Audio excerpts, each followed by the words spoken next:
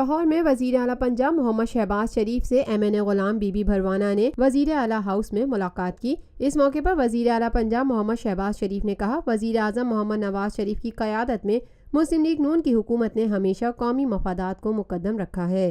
रुकावटों के बावजूद मुल्क की तामीर और तरक्की के मंसूबों को मयार और रफ्तार के साथ आगे बढ़ाया है। मुल्क में सियासी इस्तेहकाम, तरक्की और खुशहाली के लिए जरूरी है। मोहम्मद शहबाज शरीफ ने कहा, बाज़ सियासतदान जाती एजेंडे की खातिर मुल्क में अदम और इस्तेहकाम पैदा करना चाहते हैं। जाती मफादात के लिए इंतशार की सियासत करने वाले मुल्क को कौम से दुश्मनी कर रहे हैं। मुल्क किसी भी सूरत महाज आराई का मुतहम्मिल नहीं हो सकता। Lotus Lake Towers, a groundbreaking endeavor by Lotus Properties.